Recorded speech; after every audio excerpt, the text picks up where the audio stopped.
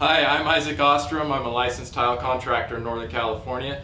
Thank you for watching another one of my videos. Today I'm here with Anthony. Can you just give us a little rundown? So I bought this house around 5 years ago, and this is our last piece that has to be redone so far. And then as you can see, it's pretty old. The tub is like sinking into the floor. And you know, we bought this house. When we bought it, there was a problem with the inspection, and there was a problem with the subfloor, so they've redone it. They redid it again, but it's never felt like our bathroom. And our kitchen and our bathroom that you've done for us is, you know, it feels like ours. So we, you know, but my wife's never taken a bath in here. I'm hoping that, you know, after we do this, I think we'll feel a lot more. Yeah, let's make her a bathroom that she wants to hang out in. Exactly.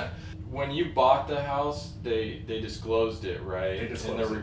And did you say it failed the inspection? It failed the inspection, and they actually had to pull it off the market. So we ended up getting it because they were like tired of playing that game. So because of that, you know, I had a good lender, blah blah blah.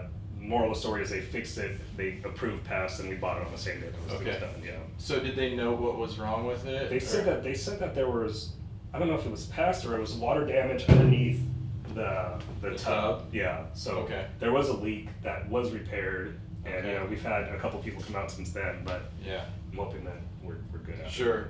Yeah, I noticed that there is. It looks like they probably did this right on drywall, and that's what I'm assuming. So they probably put the tile right on drywall, which isn't waterproof, and over time that drywall wicks up moisture, and then it just starts to fall apart, and that's why you see the cracking. And they probably, it looks like they did a repair at one time. The bottom two rows, they kind of tried to match. All the grout's cracking again, so it probably didn't fix it, obviously. So we're here, but let's do this, Anthony. I'm stoked to be here, and yeah, we love making beautiful bathrooms, and especially one that you and your wife can enjoy. So great. Yeah, thanks for calling us out. Yes. All right. Okay, so we're tearing out this vanity, we're taking the toilet out, this whole bathroom's getting gutted, but one thing I wanted to show you was this trap that they used. This is like one of these Flexi pipe traps. It's really chintzy. This sink is just loose. I mean, this is you know, really crummy way, and what ends up happening when you get movement like this, you'll get leaks, especially when you use these really cheap traps. These corrugated traps, these Flexi ones, they might save some time, but it'd be way better just to go ahead and bring your pipe out and do a regular hard trap. That way gunk doesn't get caught up in this corrugated line, and this plastic is really thin too. So you can see everything's just loose in here, and there you go. So, nasty. Okay, so don't use those things. Okay. Alright, so these are pretty cheap plumbing fixtures, probably found at Home Depot. One thing to note, I think this is a Delta. I always tell my customers, the stuff you buy at Home Depot, if it says Delta on it, it's specially made for Home Depot. So if you get Kohler, Delta, Moen, Price Pfister at Home Depot, those are special Home Depot products. They're a lot cheaper. They are built a different way. Most of the parts are plastic, most of the flanges and everything, and they're just a lot cheaper. I can tell this is a Home Depot kit. This is just the old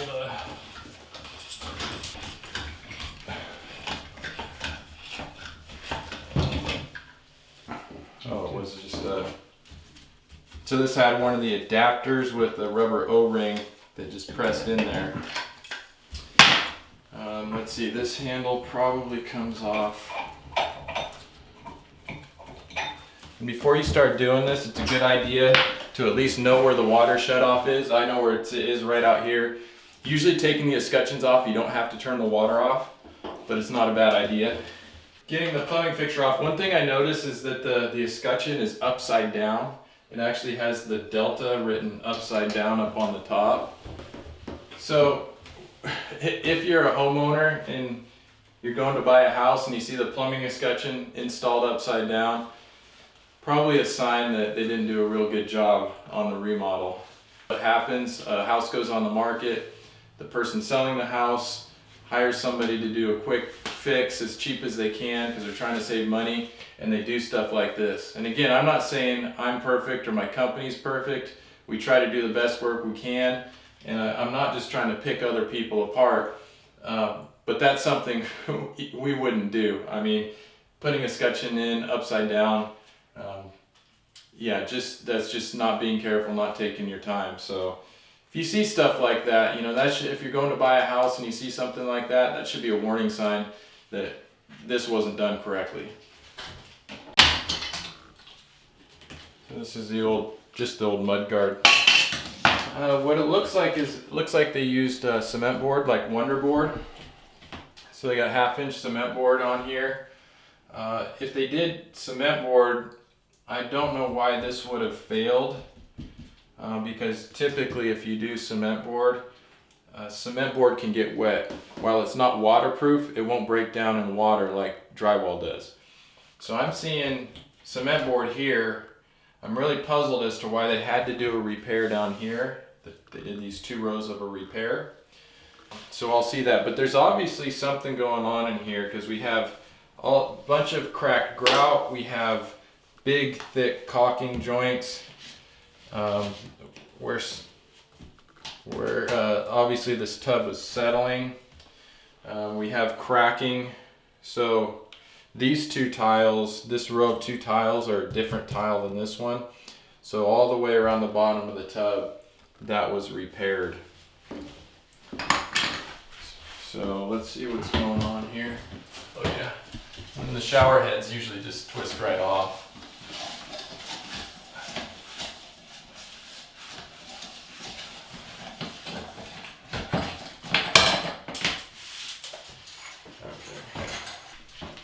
Okay, we're gonna get going on this.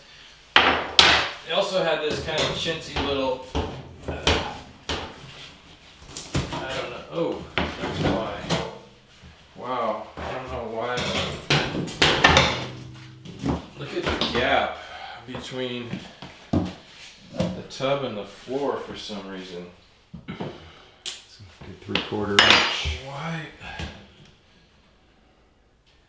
So this tub is just floating. This lip is supposed to rest on the floor, and we got a huge gap in here, and that's why all that give is in this tub. It'll be interesting to see how they stilted this tub up and why they did that. Okay, let's go ahead and pop a couple tiles here.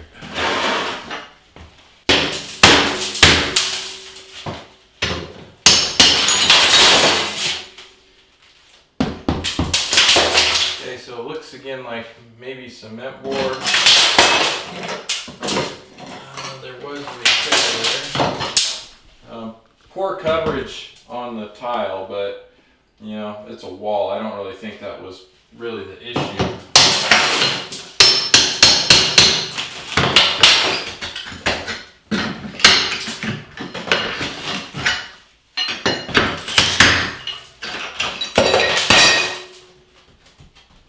There is a lot of give. You see all this give in the wall, Steve? That's a lot of give. Yeah. There's a lot of give, so something's happening here.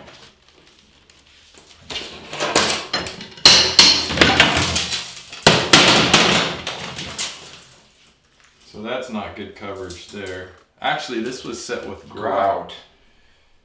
So they installed this tile. You can tell it's the same color as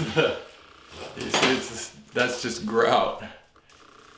They used the same grout, and they did a really bad job at that. So they just stuck some grout on the back of this tile and tried to adhere it with that. I don't think I've seen that before.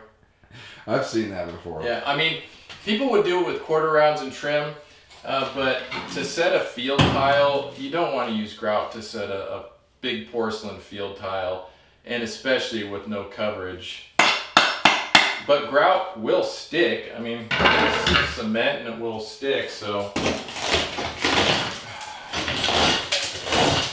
But this one was set with thin set.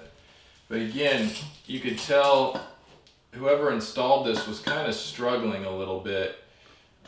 Poor coverage, I can tell, you can see if you close up how wet the thin set was. You could tell the thin set was mixed really loose, like almost like a slurry, and not hardly any coverage at all. There was just one little spot holding it. Yeah, I don't know why.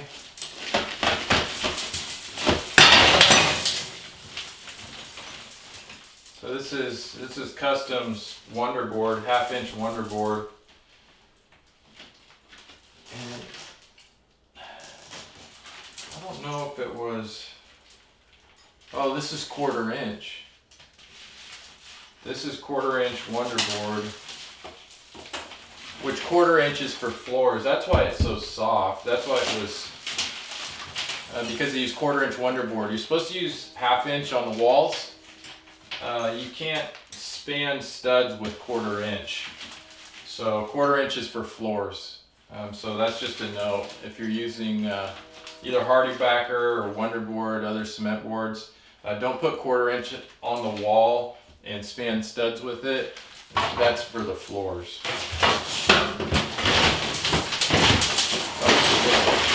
So I might be able to get behind here and just.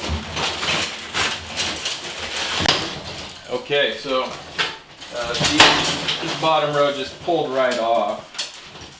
And again, because it's 1/4 inch Wonder Board. But here's one of the tiles that came off, and you can see again how bad the coverage was and how loose and runny the thin set. So this is a sign that they really didn't know what they were doing. And again, I don't make these videos and critique them like this just to be a jerk and say how bad somebody is. I want you guys to be able to learn from it. So when we see stuff like this, and if you're thinking about doing your own bathroom, there's a lot of things that you need to know. It's not as easy as what you see on the home and garden TV shows and everything. There's a lot that goes into it. You think mixing thin set, oh, you just mix it up in a bucket. Well, you got to mix the right consistency. You got to know how to use a trowel. And this tile right here is just a good example of what not to do.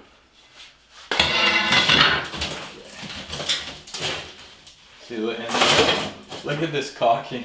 Oh man. This is like a world record for most caulking in a joint. Look at that. Boing.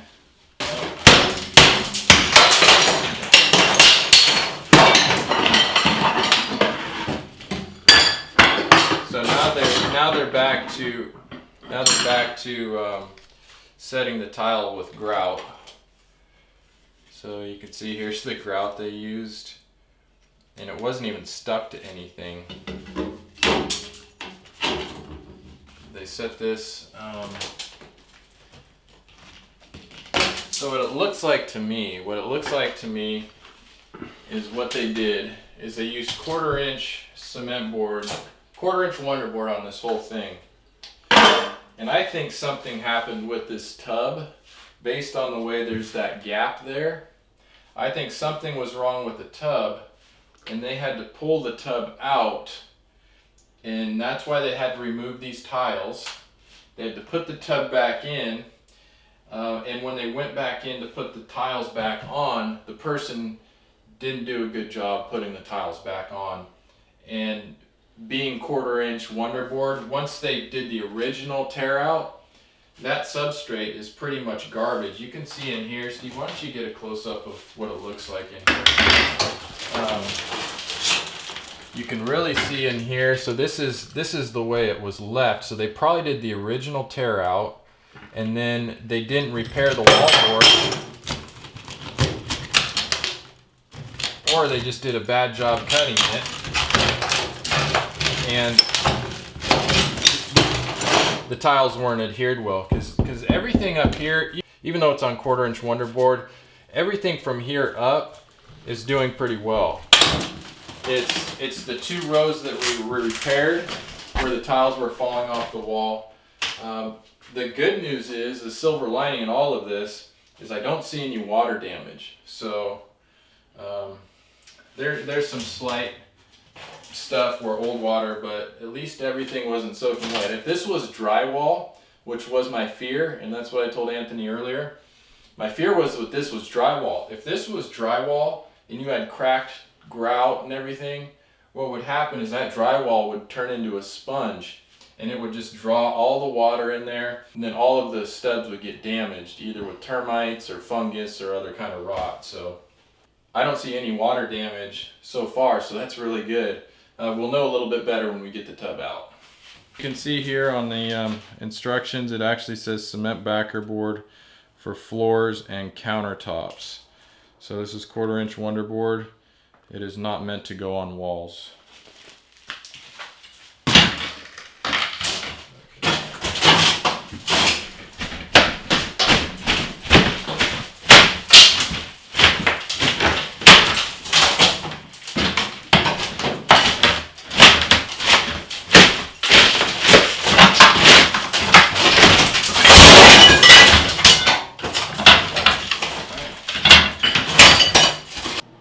So I'm going to go ahead and cut the existing plumbing out. One thing that's nice when you just need a temporary water stop, so I went and shut off the water outside. Shark bites work really well for a temporary cap. I don't use them as permanent fixtures. I don't know why. They say you can, but leave your comments in the section below if you use shark bites as permanent fittings. I'd just like to know, because they say they're warranted for 25 years. Why not use them instead of soldering and all that stuff? PEX is basically the same thing. You're using a pressure fitting, so I don't know, but we just use it for a temporary fitting. So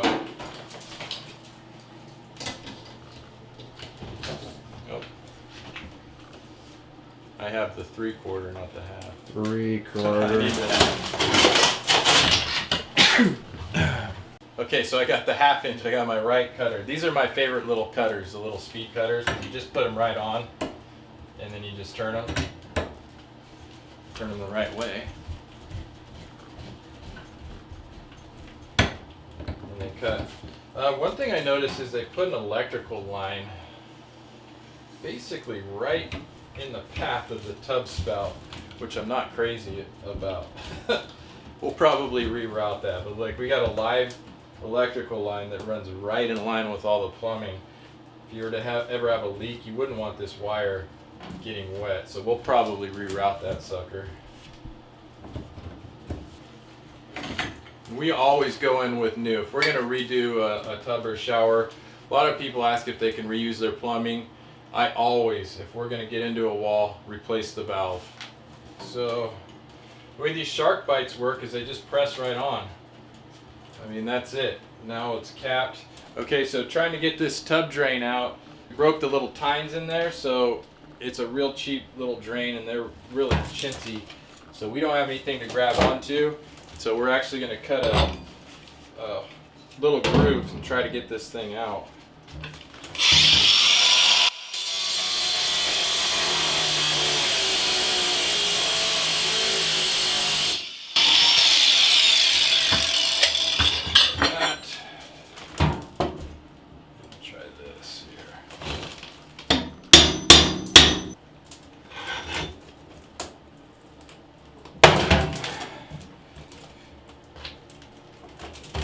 Coming.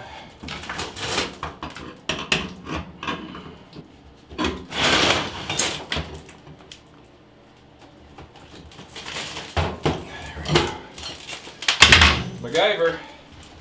Let's see if I can get the rest of it out. Mr. Solution. Mr. Solution. So yeah, so you might think it's easy to take these out, but you run into something like this and you need to improvise. So, got that baby out. Good work, Steve. So these overflows, usually they just have a screw or two, and you just take these out. You need to take this off too. It's connected to the pipe as well. I think, yeah, it is.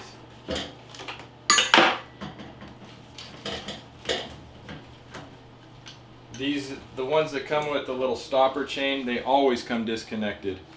These never work for very long. I don't think they even sell those anymore. Okay, so when you're taking a tub out, you have the main anchor points, which are the drain, the overflow, and then anything pinning it in. They didn't even put any fasteners. A lot of times they'll put fasteners into the flange to hold it in, but they don't have anything there. And so if you're going to take a tub out, it's hard to bring them straight out because you have stuff like this angle stop. It's hard to get them out, but if you can get in between a stud bay like this right here, you can get it lifted up. So what I'm going to try to do is slide it out a little bit because it's loose now. And then I'm going to try to lift up, and the leg of the tub here is going to slide in between the stud bay right here. Steve, you want to get in here a little closer and show how if this leg is in between a stud bay, if there was a stud right here, I wouldn't be able to lift up because the whole thing has to go like this. But since there's a gap there, I should be able to lift up.